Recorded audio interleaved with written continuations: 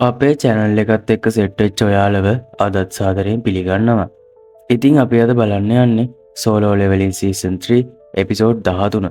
එහෙමත් නැත්නම් සෝලෝ ලෙවලින් මංගා එකේ චැප්ටර් 139 ඉඳලා 141 වෙනකම්. මේක තමයි තුන්වෙනි සීසන් එකේ අන්තිම එපිසෝඩ් එක. ඉතින් වෙනද වගේම දිගටම අපිත් එක්ක සෙට් වෙලා ඉන්න කියලා මතක් කරන ගමන් අපි යමු අද අපේ කතාවට. අද කතාව පටන් ගන්නේ කලින් එපිසෝඩ් එකේ ඉවරන තැන ඉඳලා. සෙල්නර් මහත්මිය ක්‍රිස්ටෝපර්ට කියනවා ඔයාව අනාගතයේදී මැරෙන්න පුළුවන් කියලා. ඒක අහලා කේන්ති ගිය ඔහු සෙල්නර් මහත්මියට කියනවා ඔයා මට කරපු දේවල් මම අමතක කරලා නැහැ. නමුත් අපි දැන් එකිනෙකාට විහිළු කරගන්න තරම් ළඟ නැහැ. ඒ වගේම කියනවා කවුද දැන් මෙතන කතා කරන්නේ කියලා. ඇය ඔහුට කියනවා ඇයට ඔහු ගැන හීනයක් තිබුණා කියලා. මගේ හීනේ ඔයාව මිනිස්සු වට කරගෙන හිටියා. ක්‍රිස්ටෝපර් ඇයව නවත්වන්න උත්සාහ කරනවා. ඔයා මෙච්චර දුරක් ආවේ ඔයා දැකපු මොකක්දෝ හීනයක් නිසා මේ විකාර කියන්නද? ඔහු ඇයට කියනවා ඔයා අවේකන් වෙන්න කලින් ජීවත් වෙන්න මොනවද කළේ කියලා මම දන්නවා. ඔයාගේ අද්විතීය හැකියාවේ මූලාශ්‍රය ගැන කටකතා තියෙනවා. ඒකේ මූලාරම්භයේ තියෙන්නේ ඔයා කලින් මානසික රෝගියෙක් වෙලා හිටපු කාරණේ. බැරෑරු මුහුණකින් ඔහු කියනවා මම නැෂනල් ලෙවල් හන්ටර් කෙනෙක්. මාව කාටවත් මරන්න බෑ. සංසුන් වෙලා ඔහු ඇයගෙන් අහනවා හරි මම ඔයා කියන ඕන දෙයක් විශ්වාස කරනවා කියමුකෝ. එහෙනම් කාගෙන්ද මම උදව් ඉල්ලන්නේ? ඇය ඔහුට කියනවා ජින්වූ ගැන. ඇය කියනවා මේ කාරණේදී ඔයාට උදව් කරන්න පුළුවන් එකම කෙනා ඔහු වෙන්න පුළුවන් කියලා.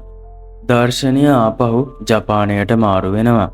ජින්වූ එස්රෑන් ඩන්ජන් එකෙන් එලියට එන අතරේ හිතනවා මට ඩන්ජන් බොස්ව මරන්න සිද්ධ වුණා. ඒක තමයි නිවැරදිම තීරණය. ඔහු පුදුමාකාර විදිහට මානා ප්‍රමාණයක් පාවිච්චි කළා. ඔහුගේ බලය අමුතු දම්බැල් වලින් මුද්‍රා කරලා තිබුණත් ඒක හොඳ දෙයක්. මොකද මට ඒක වෙන්න කලින් ඔහුගේ ඇත්ත අදහස හොයාගන්න පුළුවන් වුණා. ඊළඟට අපි දකිනවා අපිට කියනවා ලෝකයේ පුරා ඉක්මනින් ආරංචිය පැතිරුණා කියලා යෝධයන් ඔක්කොම විනාශ කළා කියලා.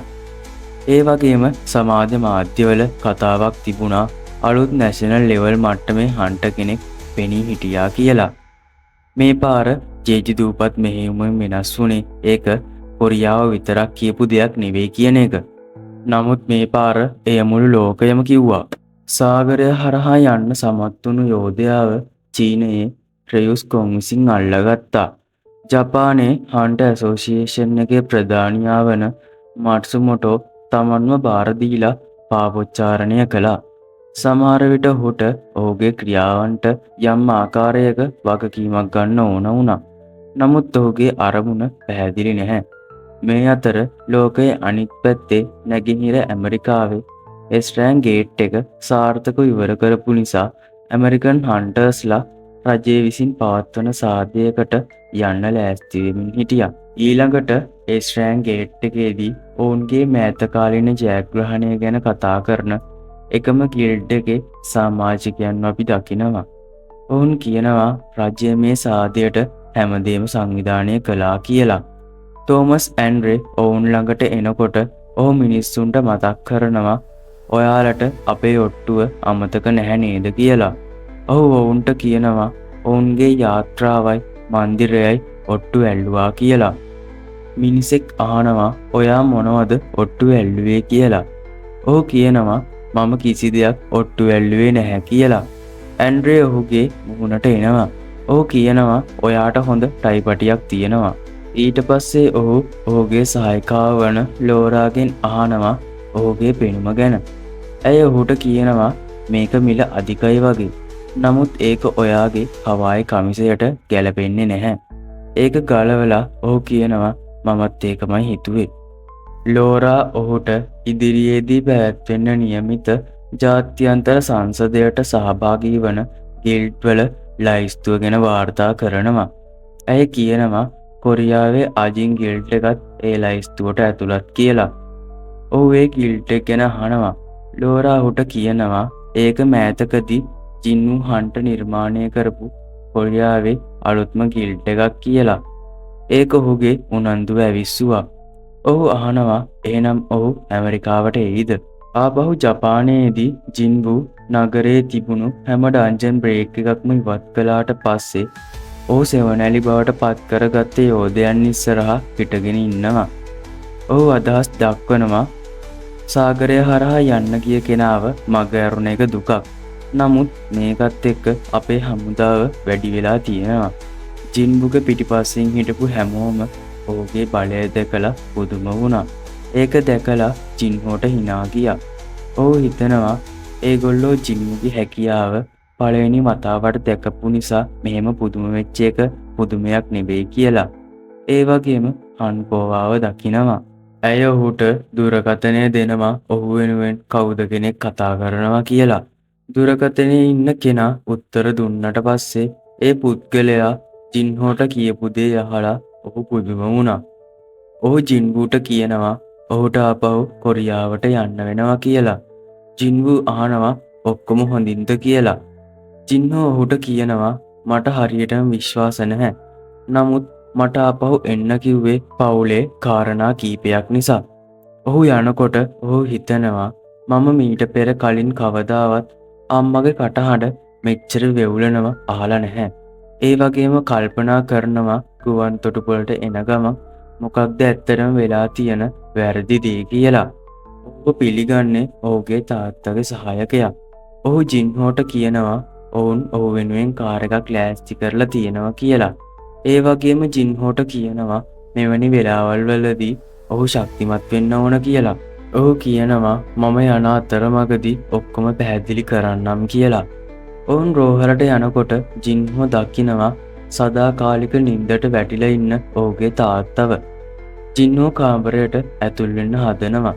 නමුත් සහායකයා ඔහුව නවත්තලා කියනවා ඔයාට ළඟට යන්න බැහැ. මොකද ඔහුගේ මායාව පාලනය කරගන්න බැරි හන්ට කෙනෙක්ගේ පැවැත්මෙන් ඔහුගේ තත්ත්වය තවත් නරකතට හැරෙන්න පුළුවන්. ඔහු ජින්හෝට සටහන් පොතක් දෙමින් කියනවා මේ තමයි ඔයාගේ තාත්තා සිහි නැති වෙන්න කලින් වැඩ කරමින් හිටියේ. මම එක තියාගෙන හිටියේ ඔහු නැගිටලා ආපහු ඒක හොයයි කියලා හිතාගෙන. නමුත් දැන් පේන විදිහට ඔයාට තමයි ඒක වැඩියෙන්ම ඕන වෙන්නේ. ඔහු සටහන් පොත බැලූ බැල්මට ඔහුගේ ඇස්වල කඳුළු පිරෙන්න පටන් ගත්තා. ඒක ඔහු සහ ජින්වු ගැන තිබූ ලිපිවලින් පිරී තිබුණා. ඒක දැකලා ජින්හෝ අදහස් දක්වනවා එයාලා කියනවා ඇපල් ගෙඩිය ගහෙන් දුරට වැටෙන්නේ නැහැ කියලා. ඔහු තවමත් කැමති හැම ලිපියක්ම කෑලි කරලා පොතක අලවන පුරුද්ද එහෙමම තියාගෙන ඉන්නවා. ලේකම් ඔහුට කියනවා ඔයාගේ සහ ඔයාගේ සහෝදර සහෝදරියන්ගේ තරග ප්‍රදර්ශන සහ ප්‍රසංග ඔහු ඒව ඔක්කොම එකතු කරලා තියෙනවා. ඔයාගේ මෑත කාලේ ඉන්න ව්‍යාපාර පවා. සභාපති ඔයාට ආදරය කළේ නැහැ කියන එක නෙමෙයි. ඒක එයා ඔයාගේ බලාපොරොත්තු වුණු දේවල් එයා ඔයාට ආදරය කරපු තරම්ම ලොකු නිසායි. ඊට පස්සේ සහායකයා ඔහුට කියනවා අපි ඔයාව නිවසට එක්කගෙන යන්නම් කියලා. ඔවුන් යන්න පටන් ගන්නකොට ජින්හෝට මොකද්දෝ දැනිලා ආපහු හැරෙනවා. නමුත් එතන කවුරුත් හිටියේ නැහැ. සහායකයා ඔහුගෙන් අහනවා ඔක්කොම හොඳින්ද කියලා. ජින්හෝ ඔහුට කියනවා ඒක මුකුත් නැහැ කියලා. ඔවුන් යන්න පටන් ගන්නවා.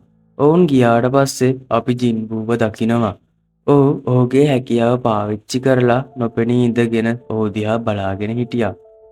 ජින්වු ජින්හෝගේ තාත්තා ඉස්සරහා හිටගෙන ඉන්නවා. ඔහු කියනවා ජින්හෝ මාව ගොඩක් සංවේදී කරනවා කියලා. ඔහු අමෘතයේ පානය අරිනවා. මේ අතරේ රෝහලෙන් එළියේ ජින්හෝගේ නංගි ජින්හි ඇවිදිමින් ඉන්නකොට ඇගේ තාත්තව බලන්න ඇවිත් හිටියා. ජින්වු ඇයව පසු කරගෙන යනවා ඇය දැක්කා. ඔහු දිහා බලලා ඇය කල්පනා කළා ජින්වු මොනවද මේ ස්ථානයේ කරන්න කියලා. ඒක නොසලකා ඇයගේ තාත්තා ළඟට යන්න පටන් ගත්තා. ඇය කාමරයට ඇතුල් වෙනකොට ඇයට පුදුම හිතුණා. ඇය දකිනවා ඇගේ තාත්තා නැගිටලා ඇය දිහා බලනවා. ඒක දැකලා ඇය සංවේදී වෙලා අඬන්න පටන් ගත්තා. ටික වෙලාවකට පස්සේ වෛද්‍යවරු කාමරයට ඇවිත් ඇයට පැහැදිලි කළා ඇගේ තාත්තා සදාකාලික නිින්දෙන් නැගිට්ටා කියලා. මේක මීට කලින් කවදාවත් වාර්තා වෙලා තිබ්බේ නැහැ කියලා කියමින් මේ ගැන මාධ්‍යයට මොනවා කියයිද කියලා හිතා ගන්නවත් බැහැ. මේ අතර රෝහලෙන් එළියේ අපි ජින්වූ කියනවා දකිනවා ඒක ටිකක් කලින්. නමුත් සුබ උපන්දිනයක් ජින්හෝ. ටික වෙලාවක් ඇවිදගෙන ගියාට පස්සේ ඔහු ආපහු ජපානයට යන්න තීරණය කළා. නමුත් ඔහු සෙවනැලි හෝමාරුව දිහා බලනකොට ඔහු දැක්කා ඒකට තව පැය 1යි විනාඩි 54ක් ඉතුරු වෙලා තියෙනවා කියලා. ඔහු පැය 2කට මොනවද කරන්න ඕන කියලා හිතුණා. ඒ වගේම හන්ට චාගෙන ඔහුට මතක් වුණා. ඒක නොසලකා ඔහු හිතුවා ඩන්ජන් එකක් හොයාගෙන පහර දෙන්න උත්සාහ කරන්න ඕන කියලා. මේ අතරේ ඇමරිකාවේ ක්‍රිස්ටෝෆර් රීඩ් ඔහුගේ කාමරේ නිදාගෙන හිටියා. නමුත් හදිස්සියෙම ඔහුට මොකක්ද දැනිලා ඇහැරුණා. ඔහු කොරිඩෝව දිගේ ඇවිදින්න පටන් ගත්තා. ඔක්කොම ගොඩක් නිශ්ශබ්දයි කියලා හිතමින් ඔහු වයින් වීදුරුවක් අරගෙන ඒක විසි කළා. වීදුරුව කැඩෙනකොට ඒකෙන් කිසිම ශබ්දයක් ආවේ නැහැ. ඒක දැකලා ඔහු හිතුවා වීදුරුව කැඩුනා. නමුත් කිසිම ශබ්දයක් ආවේ නැහැ කියලා. ඔහු කල්පනා කළා මොකක්ද මෙතන වෙන්නේ කියලා. ඒ වගේම ඇහුවා මේක කරන්න කවුද කියලා. ඔහු සෙල්නර් මහත්මියගේ අනතුරු ඇඟවීම ගැනයි මයිකල් ගැනයි හිතුවා. ඔහු ගෝගුන් සභාපතිගේ දුරකථන අංකය ඔහුට දීලා කිව්වා ඔහුට ඕන වුණොත් ඔහුට කතා කරන්න කියලා. මයිකල් මේ දේ කලින් දැක්කද කියලා ඔහු කල්පනා කරා. පහළ බැලුවාම ඔහු දකිනවා මිනිහෙක් ඔහු ඉස්සරහා හිටගෙන ඉන්නවා. ඒ වගේම පිටිපස්සෙන් තව කීප දෙනෙකුත් ඉන්නවා ඔහු දැක්කා. ඔහු ඇහුවා ඔයාලා කවුද? ඒ මිනිහා ඔහුට කිව්වා ඔයා මේ මිනිස්සුන්ට දිගටම උදව් කරගෙන ගියොත් කිසි දෙයක් බේරගන්න බැරි වෙයි කියලා. ඒ ඔහුව දීප්තිමත් ආලෝකයේ කොටසක් කියලා කියමින් ක්‍රිස්ටෝපර් ඒක රාක්ෂ භාෂාවක් කියලා හඳුනගෙන ඒ මිනිහා මොනවද කතා කරන්න කියලා ඇහුවා. ඒ මිනිහා උඩට ඇඟිල්ල දික් කරලා ඔහුට කිව්වා මම ඔයාට නෙවෙයි කතා කරන්නේ. මම කතා කරන්නේ ඔයාට සම්බන්ධ උඩ ඉන්න කෙනෙක්ට. ඒක අහලා ක්‍රිස්ටෝපර් ඇහුවා ඔහු ඔවුන්ට විහිළුවක්ද කියලා. ඒ වගේම පරිවර්තනය වෙන්න පටන් ගත්තා. කියනවා අඩුම තරමේ ඔයාලකින් එක්කෙනෙක්වත් මගේ යටින් මැරෙනවා. ඒ සත්තු ඒ පරිවර්තනය ආධ්‍යාත්මික කරණයක් විදියට හඳුනාගෙන කියනවා සාමාන්‍ය මිනිහෙක්ට කොහොමද මේ හැකියාව පාවිච්චි කරන්න පුළුවන්. ක්‍රිස්ටෝපර් සම්පූර්ණයෙන්ම පරිවර්තනය වුණාම ඔහු කාමරේ හිටපු අයට පාර දෙන්න පටන් ගත්තා. ආපහු ජපානයේදී ජින්වු කාර් එකක ගුවන් තොටුපළට එමින් හිටියා. ඒ වගේම ජපානයේ මිනිසුන් එතන හිටියේ රාක්ෂයන්ගෙන් රට විනාශ වෙන්න නොදී බේරගත්ත නිසා ඔහුව ආචාර කර පිටත් කර අරින්න. ඔහු කිව්වා හැමෝම මෙතනට ඇවිත් ඉන්නවා. එයාලට අවම වශයෙන් එකපාරක්වත් රාක්ෂයන්ගෙන් එයාලව බේරගත්ත ප්‍රසිද්ධ හන්ට කවුද කියලා බලන්න ඕන වෙන්නේ නැති කියලා. ඒ වෙලාවේ එතන හිටපු පිරිස ලක්ෂයකට වැඩි කියලා ගණන් බලලා තිබුණා. ටික වෙලාවකට පස්සේ අපි දකිනවා ජින්වු ප්ලේන් එකක වාඩි වෙලා ඉන්නවා. ඒත් එක්කම ඔහුට ඇහෙනවා හරියටම හම්බෙන් ඔයා ළඟ ප්ලේන් එකේ පුරුදු මූණක් වාඩි වෙලා ඉන්න තියෙන සම්භාවිතාව කීයද කියලා. ඒ ඒජන්ට් ඇඩම් වයිට්. ජින්වු ඔහුගෙන් ඇහුවා ඔහු මේක හම්බයක් කියලා විශ්වාස කරනවද කියලා. ඇඩම් ඔහුට කිව්වා ඔයා එහෙම හිතුවොත් හොඳයි. නමුත් ඒක විශ්වාස කරන්න අමාරුයි කියලා. ඔහු තවදුරටත් කිව්වා අපි මුණ ගැහිලා තියෙන්නේ එකපාරයි. නමුත් ඔයා තාමත් මාව මතක තියාගෙන ඉන්නවා කියන මට පේනවා. ඔයාව ආයෙත් දකින්න එක මට ගෞරවයක්. ජින්වු හිතුවා ඒක බොරුවක් කියලා. ඔහුගේ සෙවණැලි වලින් ඔහුට කිව්වා ඔහුගේ නම ඇඩම් කියලා. තවදුරටත් ඔහු කිව්වා ඔයාට මේ පාර නම වැරදියට කියන්න බෑ කියලා. ජින්වු ඇහුවා සාකච්ඡාව නතර කරලා තිබුණේ නැද්ද කියලා. ඇඩම් උත්තර දුන්නා මම දන්නවා ඔයාව මෙහෙම දකින්න එක රළු වැඩක්. ඔයාව හරියට සම්බන්ධ කරගන්නේ නැතුව. නමුත් මට ඔයාට කියන්න දෙයක් තියෙනවා. ඒක අහලා ජින්වු ඇහුවා ඇමරිකාවේ එස්ට්‍රෑන් ගේට් එක නවත්ත ගන්න උන්ට බැරි වුණාද කියලා. ඇඩම් ඔහුට කිව්වා ඒ කාරණය දැනටමත් විසඳලා ඉවරයි කියලා. ඔහු ජින්වුට ගිනි නිවීමේ බටයන් ගින්න නිවන්න උත්සාහ කරන දෙයක් ගිනිගන්න වීඩියෝවක් පෙන්නුවා. ඔවුන් කිව්වා මේක සාමාන්‍ය ගින්නක් නෙවෙයි. අපි මොනවා කළත් අපිට ඒක පාලනය කරන්න බෑ. ඒක දැකලා ජින්වු ඇහුවා මේ වීඩියෝ එක මොකක්ද? ඇඩම් ඔහුට කිව්වා අන්තිම වෙනකම් ඒක බලන්න කියලා. ඊට පස්සේ ඔහු පැහැදිලි කළා මේ ගින්න ඇති කළේ ක්‍රිස්ටෝපර් රීඩ්. ඔහු ඇති කරපු ගින්න නිවන්න ගිනි නිවීමේ බටයන් 1800ක් සහ ඉහළ මට්ටමේ හන්ටර්ස්ලා 14ක් ගෙන්නන්න වුණා කියලා. ජින්වු ඇහුවා එච්චර ගින්නක් තිබුණා නම් ඒ කියන්නේ සටනක් වෙලා තියෙන්න ඕනේ. ක්‍රිස්ටෝපර් පරාජය වුණාද? ඇඩම් ඔව් කියලා ඔළුව වඩලා කිව්වා. අපිටත් ඒක විශ්වාස කරන්න අමාරුයි. නමුත් ඔහු දැනටමත් මැරිලා. ඔහු සාක්කුවෙන් පින්තූරයක් එළියට අරගෙන කිව්වා මේ තමයි කාන්ට කාර්යාංශයේ ගොඩක්ම සැක කරන කෙනාගේ පින්තූරය. හදිස්සියේම ඇඩම් උඩට ඉස්සූ ජින්නු එතන කේන්තියෙන් වාඩි වෙලා ඉන්නකොට ඔහු ඇහුවා මේක විහිළුවක්ද? මම ඔයාට සහතික වෙනවා ඔයා මෙතනින් ඔයාගේ පාඩුවේ යන්නේ නැහැ කියලා. ඒක අහලා ජින්බුට පහර දෙන්න ලෑස්ති වෙලා හිටපු ඒජන්ට්ස්ලා ඇඩම් නැවැත්තුවා. පැහැදිලි කළා පින්තූරේ ඉන්න කෙනා සිරගෙදරින් ඇතුලෙන් පැනලා ආපු කෙනෙක්.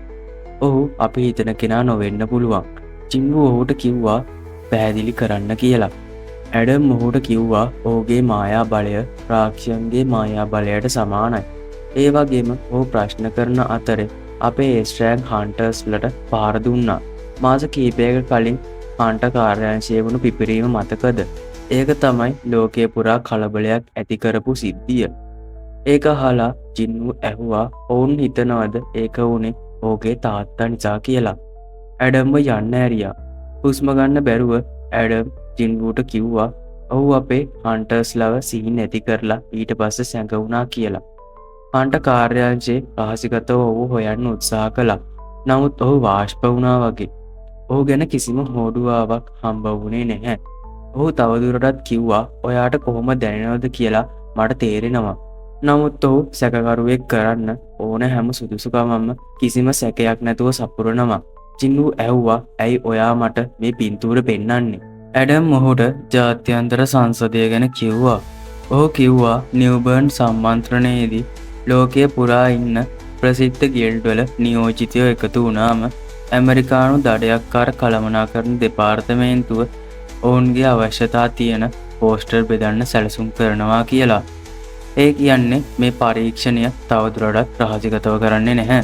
ඔහු තවදුරටත් පැවසුවේ මෙම සිද්ධියෙන් දඩයක්කරුවන්ගේ සංගමයට වටිනා නැෂනල් ලෙවල් හන්ට කෙනෙකු අහිමි වූ බවයි.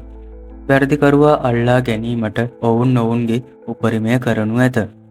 දඩයක්කරුවන්ගේ සංගමය ලෙස අපි ඔබ සමග අවසානය දක්වා හොඳ සම්බන්ධතාවයක් පවත්වා ගැනීමට කැමැත්තෙමු. ඒ නිසා අපි මේ රැස්වීම ලෑස්ති කරේ තෑග්‍ය ප්‍රසිද්ධිය ප්‍රකාශ කිරීමට පෙර ඔබට දැනුම් දීමටයි. ඔබ සහභාගී වූ උත්සවයකදී ඔබේ පියාගේ මුහුණ තිරයමත් දැකීම ඔබට කම්පනයක් වනු ඇත. ඇඩම් සිතුවේ ජින්වුගේ ටෙලිකිනිසිස් බලය ඉහළ පෙරේ මැජික් දඩයක්කරුවන්ට වඩා සම්පූර්ණයෙන්ම වෙනස් මට්ටමක පවතින බවයි. නැෂනල් ලෙවල් හන්ටර්ස්ලට පමණක් මෙම ප්‍රමාණයට ටෙලිකිනිසිස් භාවිතා කිරීමට හැකිවනු ඇත. මේ පුද්ගලයා සැබවින්ම 6 වන නැෂනල් ලෙවල් මට්ටමේ හන්ට බව ඔහුට වැටහුණු අතර ඔවුන්ට මේ බව උප අධ්‍යක්ෂකවරයාට දැනුම් දීමට සිදුවිය. දින කිහිපයකට පසු සම්මන්ත්‍රණයට ආරාධනා කළ ගිල්ඩ්වල ලැයිස්තුව නිකුත් කරන ලද අතර අජින් සංගමේ නමද සහභාගී වීමට ආරාධනා කළ අය අතර විය. ටික වේලාවකට පසු අජින් ගිල්ඩ් එක සම්බන්ධයෙන් කොරියාවේ මාධ්‍ය හමුවක් පැවැත්වෙන ආකාරය අපි දකිනවා. මාධ්‍යවේදීන් කිහිප දෙනෙක් මේ කාරණය සම්බන්ධයෙන් හන්ට චෝයිගෙන් ඔහුගේ අදහස විමසුවා. ඔහු මාධ්‍යයට පැවසුවේ ජේජුදූපත් වැටලීම ඇතුළු සිද්ධීන් කිහිපයකදී ඔහුගේ කුසලතා දුටු අයෙකු ලෙස ඇමරිකානු දඩයක්කාර සංගමය පැහැදිලි තීරණයක් ගෙන ඇති බවයි. ඔබට ලෝකයේ ඕනෑම ගිල්ඩ් එකකට අජින් ගිල්ඩ් එක සැසඳිය හැකි අතර එහි ශක්තිය කිසිවෙකුට දෙවනි නොවනු ඇත. මාධ්‍යවේදීන් චෝයිගින් ඇසුවේ සෑම වසරකම ගිල්ඩ් සම්මන්ත්‍රණයේදී කොරියාව නියෝජනය කළ හන්ට ගිල්ඩ් එක ලෙස දෘෂ්ටිකෝණයෙන් බලද්දි ඔබ මේ ගැන සතුටු නොවනු ඇතැයි අපට සිතීම වළක්වාගත නොහැකි බවයි. චෝයි පිළිතුරු දුන්නේ ඇත්ත වශයෙන්ම මම ඒ සඳහා අවශ්‍ය සියලු සූදානම් කිරීම් දැනටමත් කර ඇති බැවින් මට ඇමරිකා එක්සත් ජනපදයට යාමට නොහැකිවීම ගැන මම කලකිරීමට පත්ව සිටිමි. නමුත් මට කලකිරීමට වඩා ආඩම්බරයක් දැනේ. රාක්ෂයන්ට එරෙහිව බලාපොරොත්තු සුන් වූ මොහොතක මට කිසිදු පැල්ලමකින් තොරව මගේ විශ්වාසය තැබිය හැකි හන්ටගෙන කොරියාවේ පෙනී සිට ඇත. ඔහු තවදුරටත් පැවසුවේ මගේ ගිල්ඩ් එකේ සමාජිකයන් සහ මාව මීට පෙර හන්ට ජින්වෝ විසින් බේරාගෙන ඇති බවයි. ඉතිං හන්ට ජින්බු කොරියාව නියෝජනය කිරීමට තේරී පත්වීම ගැන මම ඇත්තටම ආඩම්බර වෙනවා. මාධ්‍ය හමුවෙන් පස්සේ චෝයි තම මෝටර් රථය දෙසට ඇවිදගෙන ගිය අතර එදින උදෑසන විවෘත වූ සුසියෝඩෝහි ගේට් එක සාර්ථකව වෙන් කරවා ඇති බව දන්වා සිටි ගිල්ඩ් සමාජිකයෙකු විසින් චෝයිව නැවැත්තුවා. එය ඒරෑන් ගේට් එකක් වුවද මානා කියවීම් එතරම් ඉහළ නැතැයි සමාජිකයා පැවසුවා. ඔහු ඇසුවේ අජින් ගිල්ට් එක මේ වතාවේ වෙන් කිරීමක් ඉල්ලුවද. මිනිසා පිළිතුරු දුන්නේ නැත. ඔවුන් මේ දිනවල ටිකක් නිහඬව සිටින බවයි. නැවත දඩයක්කරුවන්ගේ සංගමයේදී චීනය හන්ට ජින්වෝ පිළිබඳ තොරතුරු ඉල්ලා සිටීම ගැන අධ්‍යක්ෂක වූ සභාපතිවරයාට වාර්තා කරමින් සිටියා. ඔවුන් ඔහුගේ පෞද්ගලික තොරතුරු ගැන විමසන්නේ ඇයිදැයි සභාපතිවරයා ඇසුවා. ඔහු පිළිතුරු දුන්නේ නැත. ඔවුන් ඉල්ලා සිටියේ ඔහුගේ වැටලීම් වාර්තා සහ අදාළ ප්‍රවෘත්ති ලිපි වැනි නිල සහ පොදු තොරතුරු බවයි. ඒ ඇසූ සභාපතිවරයා කල්පනා කළේ ජින්වු වෙනත් කිසිදු රටකින් ඔත්තු බැලීමට අකමැත්ත පැහැදිලිව ප්‍රකාශ කර තිබියදී චීනය හදිසියේම ඔහු ගැන උනන්දුවක් දක්වන්නේ මන්ද යන්නයි. ඔහු ඔහුට පැවසුවේ මේ ඉල්ලා සිටියේ චීන රජය නොවන බවයි. එය ඉල්ලා සිටියේ තනි පුද්ගලයෙකු විසිනි. එය චීනයේ සත්තරු හන්ට කෙනෙක් වන ලූ ජියෑන්ග්ය. හන්ට ජින්වු ගැන ඔහු උනන්දුවක් දක්වයි. සභාපතිවරයා සිතුවේ චීනය ලෝකේ සම්මත ශ්‍රේණිගත කිරීමේ ක්‍රමය අනුගමනය නොකරන බවයි. ඔවුන්ගේ තරු පහ ඉහළම රෑංකක වන නමුත් එක් පුද්ගලයෙකු වන ලූ ජියෑන්ග් පවතින වර්ගීකරණ පද්ධතියේ ක්‍රියාර්ථිකයෙක් ලෙස සත්තරු දඩයක්කරුවෙකු ලෙස හැඳින්වේ. අධ්‍යක්ෂක වූ සභාපතිවරයාට පවසන්නේ චීනයට සාගරය තරණය කරමින් සිටි යෝධයෙකුට එරෙහිව හන්ට ලියු සටන් කර ඇති බවත් එබැවින් සියලුම යෝධයන් බලාගත් හන්ට ජින්වෝ ගැන ඔහු උනන්දුවක් දක්වන බවත්ය. සභාපතිවරයා මොහොතක් කල්පනා කර වූහට ඔහුගේ ඉල්ලීම ප්‍රතික්ෂේප කිරීමටත් ගැඩලුවක් මතු වුවහොත් ඔහුට මතුපිටින් පෙනෙන තොරතුරු කිහිපයක් යැවීමටත් උපදෙස් ලබා දුන්නා. නැවතත් ඇමරිකාවේදී ලෝරා තෝමස්ට දන්වන්නේ ජින්වු හෙට ඇමරිකාවට පැමිණෙන බවයි. පිටිපසින් මිනිසෙක් කාමරයට ඇතුළු වී තෝමස් ඔහුට කතා කළාදැයි ඇසුවා. තෝමස් ඔහුට පවසන්නේ මට ඔබට හදිසි දෙයක් පැවසීමට ඇති බවයි. තෝමස් ඔහු වෙතට ඇවිදීමට පටන්ගෙන මම කෙලින්ම කාරයන්ට බසිනවායයි පවසමින් මිනිසාට කියන්නේ ජින්වු ඇමරිකා එක්සත් ජනපතයට පැමිණි විට ඔහුව ස්පර්ශ නොකරන්න. ඊළඟට අපි දකිනවා හන්ට හුවන් දාඩිය දමමින් තෝමස්ගේ මුහුණට සමීපව ඉන්නවා. තෝමස් ඔහුට පවසන්නේ ඔබේ සහෝදරයා සහ ජින්වු අතර සිදු වූ දේ මම දන්නවා. හුවන් ඔහුගේ නියෝගයට විරුද්ධ වීමට උත්සාහ කළත් ඔහුගේ මනසට දැන් පිය දැනෙනවා. තෝමස් ඔහුට පවසන්නේ කතා කිරීමට මම ඔබට අවසර දුන් බව මට මතක නැති බවයි. ඔහු හුවාන්ට කියන්නේ නිශ්ශබ්ද වී සවන් දෙන ලෙසයි. ඔවුන් දෙස බලන ලෝරා සිතන්නේ එවැනි ඉහළ මට්ටමක සිටින අයෙකුට මෙවැනි අනතුරු ඇඟවීම් තර්ජනයක් කළ හැකි බොහෝ දෙනෙකු නැති බවයි. කෙසේ වෙතත් තෝමස්කින් අපේක්ෂා කළ පරිදි හුවාන්ගේ ගොදුර කෙරෙහි ඇති ඇල්ම තෝමස් සමග ගැටෙයි. ඔහු හුවාන්ට අනතුරු අඟවන්නේ කිසිම තත්ත්වයක් යටතේ හන්ට ජින්වුව ස්පර්ශය නොකරන ලෙසයි. සම්මන්ත්‍රණය පැවැත්වෙන අතරතුර ගිල්ඩ් එකේ නිවාඩු නිකේතනයට ගොස් විවේකයක් ගන්නා ලෙස තෝමස් ඔහුට පවසයි. ඉන්පසු ඔහු හුවාන්ට පිටව යන ලෙස පවසන අතර ඔහු යන අතරතුර ලෝරා තෝමස්කින් අසන්නේ ඔහුව මෙලෙස යාමට හැරීම හොඳ අදහසක්ද කියාය. ඔහු ලෝරාට පවසන්නේ ඔහු තවමත් අතහැර දමා නොමැති බවයි. ඉතින් මේ විදිහට අද කතාව වගේම තුන්වෙනි සීසන් එකත් ඉවර වෙනවා. ඊළඟට මම මේ විදිහටම හතරවෙනි සීසන් එකත් අරන් එන්න බලාපොරොත්තු වෙනවා. ඒ ගැන ඔයාලගේ අදහසත් යටින් කමෙන්ට් එකක් දාන්න අමතක කරන්න එපා. ඔයාලගේ කමෙන්ට්ස් නිසා තමයි ඇත්තටම මට මෙච්චර ඉක්මනට වීඩියෝ අරගෙන ඉන්නත් හිතෙන්නේ. ඉතින් සීසන් 3 ඉවර වෙනකම් මාත් එක්ක සෙට් වෙලා හිටපු ඔයාලා හැමෝන්ටම ගොඩක් ස්තුතියි. එහෙනම් වෙනද වගේම දිගටම අපිත් එක්ක සෙට් වෙලා ඉන්න කියලා මතක් කරනවා වගේම ඊළඟ සීසන් එකකින් හම්බ වෙනකම් අදට ඔයාලගෙන් සමු ගන්නවා.